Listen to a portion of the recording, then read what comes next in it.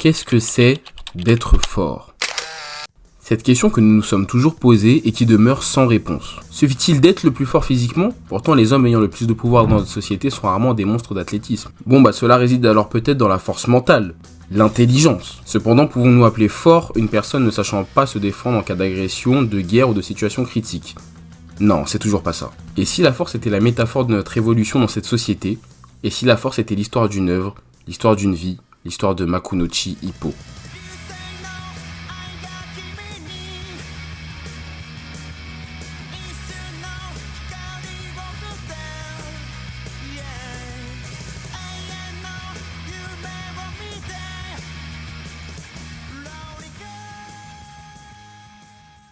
Makunouchi Hippo et la boxe.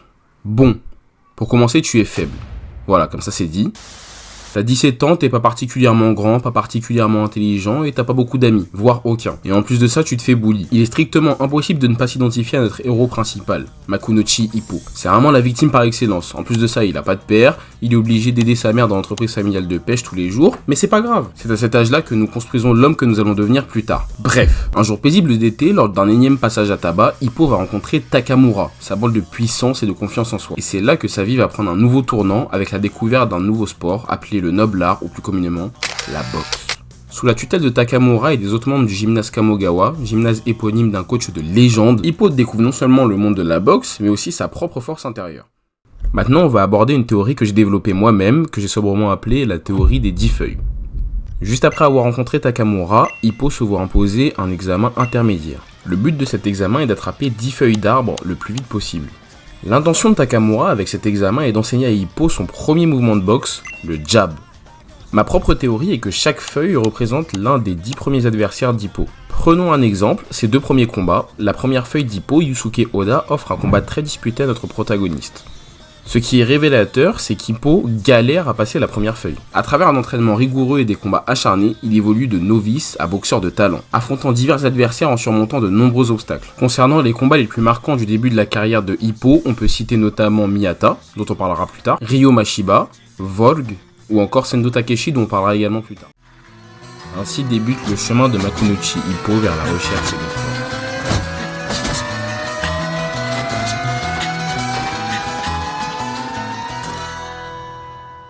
Auprès de Takamura et des autres, Hippo découvre que la force ne se résume pas seulement à la puissance physique. L'entraînement qu'il suit tous les jours forge non seulement son corps, mais aussi son esprit. Il apprend l'importance de la discipline, de la persévérance et de la résilience. Chaque combat et chaque entraînement renforce sa détermination et sa capacité à surmonter les défis. Parlons-en. Les premiers combats d'Hippo sont marqués par le doute et l'incertitude. On rappelle quand même que c'est un gars qui avait pas confiance en lui, pas beaucoup d'amis, c'était la timidité par excellence. Il se questionne constamment sur sa propre valeur et sur ses capacités à réussir. Le plus intéressant avec Hippo, au début de l'œuvre, c'est qu'à chaque histoire, il gagne en confiance.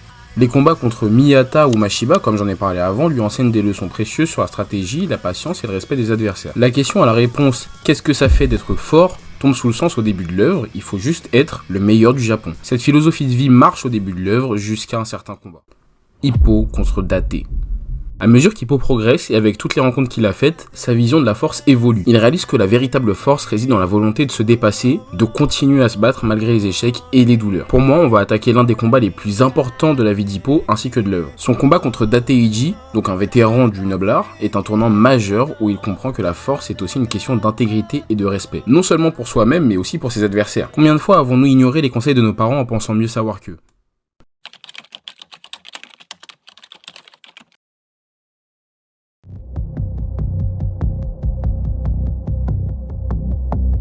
Date est l'actuel champion du Japon, donc c'est non seulement le premier title shot d'Hippo, mais Date représente également la 11e feuille, celle que Hippo n'a jamais eu à attraper.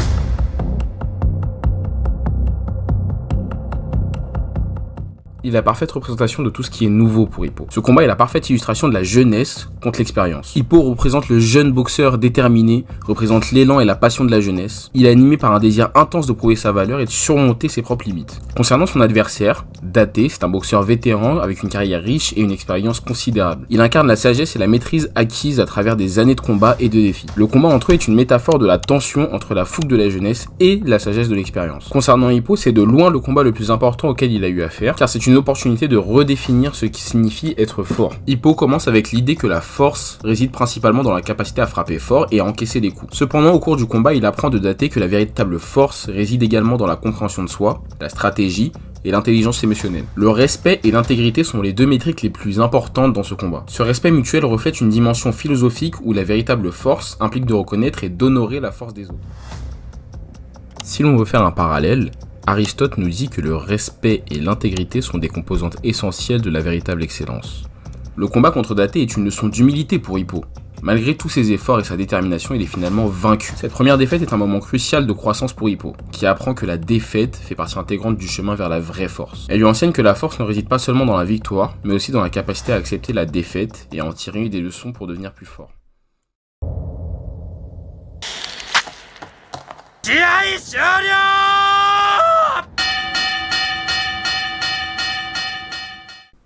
Takamura, l'homme le plus fort du monde.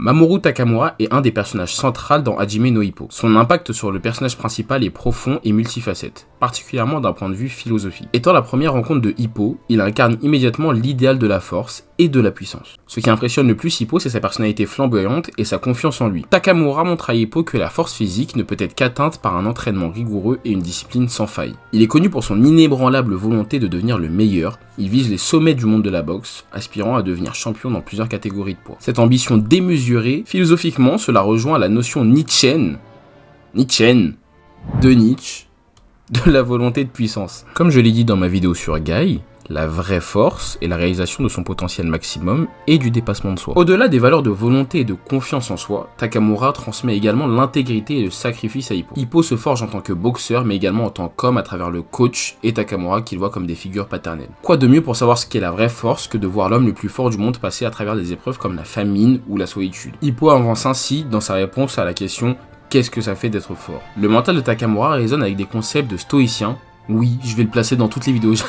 J'adore ce concept. Donc dans ce concept stoïcien, la capacité à rester ferme et résilient face aux difficultés est un marqueur de la véritable force. Takamura démontre que la force ne doit pas exclure l'empathie et le soutien mutuel. Cette dualité entre force et humanité aide Hippo à comprendre que la véritable force inclut la capacité de se soucier des autres et de les soutenir dans leur propre parcours. Être fort, c'est être fort pour les autres également.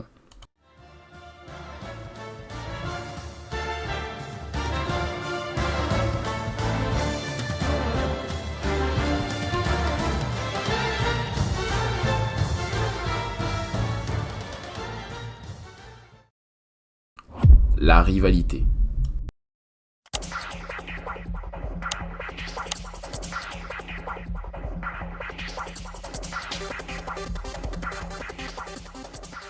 La rivalité est une composante essentielle des mangas et des œuvres de sport en général. On peut le voir dans Kuroko's Basket, on peut le voir dans Blue Lock où c'est le thème principal. En l'occurrence, dans Hajime no Ippo, nous allons en dégager deux en particulier. Donc celle de Hippo contre Miyata et celle de Sendo contre Hippo. Ces deux rivalités ne racontent pas la même chose, donc nous allons traiter à part. Commençons avec Miyata. C'est le premier véritable rival d'Hippo. Leur rivalité commence dès les premiers chapitres de la série, lorsque Miyata, déjà un boxeur talentueux, devient une source d'inspiration et un objectif pour Hippo. Miyata incarne la technique pure, la vitesse et l'élégance dans le ring, contrastant avec la force brute et la persévérance d'Hippo. Ce qui motive Miyata en tant que boxeur, c'est son obsession par l'idée de surpasser son père et de prouver que sa technique de contre-attaque est la meilleure. Cette quête de perfection technique reflète une approche platonicienne dans l'atteinte de l'idéal, où la maîtrise parfaite de l'art de la boxe est vue comme un objectif ultime. Le propos intrinsèque de cette rivalité, c'est une détermination mutuelle.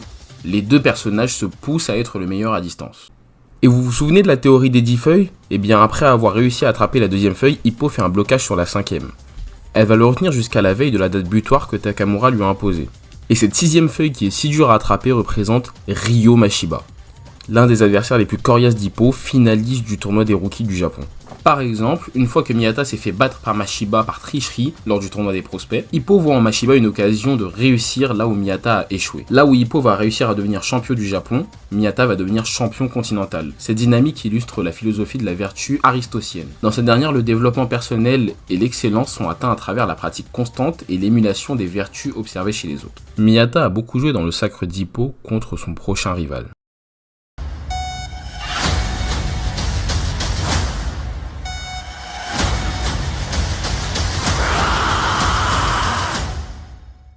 Sendo Takeshi, également connu sous le nom de Rocky de Naniwa. Sendo est un autre rival majeur d'Hippo. Contrairement à Miyata, Sendo est un boxeur puissant et agressif, à peu près le même style qu'Hippo. La rivalité est marquée par des combats intenses et émotionnels où les boxeurs cherchent à prouver leur supériorité non seulement sur le plan physique, mais aussi en termes de volonté de cœur. Les combats entre Hippo et Sendo ne sont pas seulement des affrontements physiques, mais c'est aussi des batailles de volonté, où chaque boxeur cherche à imposer sa force et sa détermination. Pour Sendo, être le plus fort signifie être le dernier à rester debout, un concept qui résonne profondément avec l'idée nietzschéenne de surmonter les défis et d'affirmer sa propre volonté.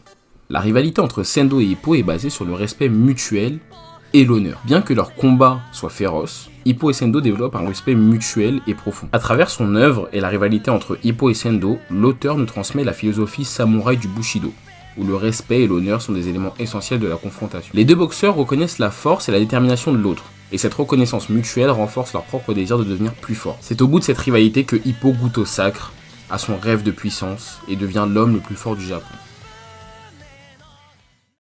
A-t-il pour autant vraiment trouvé la réponse à sa question? Sait-il vraiment ce que ça fait d'être fort? La chute. Aussi grand et fort que tu sois, la vie te mettra à genoux et te laissera comme ça en permanence si tu la laisses faire. Toi, moi, n'importe qui. Personne ne frappe aussi fort que la vie. C'est pas d'être un bon cogneur qui compte. L'important, c'est de se faire cogner et d'aller quand même de l'avant. C'est de pouvoir encaisser sans jamais flancher.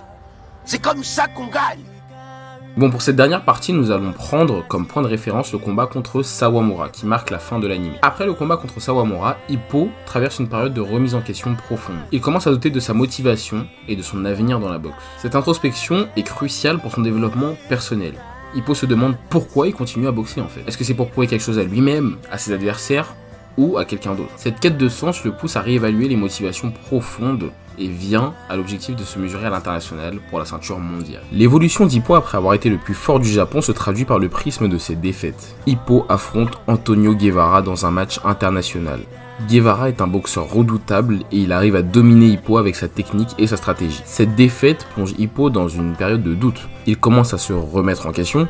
Il remet en question ses compétences et son avenir dans la boxe. Ce moment de réflexion est crucial pour son développement mental. Hippo se rend compte qu'il doit comprendre pourquoi il boxe. Cette introspection le pousse à chercher une motivation plus profonde que la simple victoire ou la reconnaissance. Je pense que la défaite contre Alfredo González est la plus importante du manga. Hippo affronte Alfredo González, un boxeur mexicain de classe mondiale, qui, avec sa technique et sa vitesse, surpasse Hippo, lui infligeant une défaite écrasante. La deuxième défaite de suite. De là, il traverse la plus grande crise identitaire de sa carrière. Cette défaite est un tournant majeur pour Hippo. Il commence à douter sérieusement de sa carrière de boxeur. Les dommages physiques et psychologiques qu'il subit le poussent à envisager la retraite. Hippo réalise que la véritable force ne se mesure pas seulement dans le ring. Et commence à comprendre que la résilience, la capacité à se relever après une chute, est tout simplement aussi importante que la victoire. Les défaites de Makunochi Hippo sont des moments clés qui façonnent son parcours. Elles l'aident à évoluer en tant que boxeur et en tant qu'individu, en lui apprenant la résilience, l'humilité et la recherche de sens. À travers ces expériences, Hippo devient plus fort non seulement physiquement mais aussi mentalement et émotionnellement. Toutefois, malgré toutes ces réalisations, la question de ce que signifie réellement être fort reste partiellement sans réponse pour lui. Cette quête inachevée le mène à une décision cruciale, sa retraite de la boxe. En se retirant du ring, Hippo espère trouver une nouvelle perspective et peut-être enfin comprendre l'essence de la force dans un contexte au-delà des cordes du ring. La retraite d'Hippo ouvre une nouvelle phase de sa vie, marquée par l'incertitude et la possibilité de redéfinir sa quête personnelle. Sera-t-il capable de trouver une réponse définitive à sa question en dehors du monde de la boxe? Ou cette quête est-elle destinée à être un voyage sans fin, une exploration continue de soi-même? Seul l'avenir nous le dira, mais une chose est certaine, Makunochi Hippo continuera inspiré par sa détermination et son engagement à découvrir ce qui signifie vraiment être fort.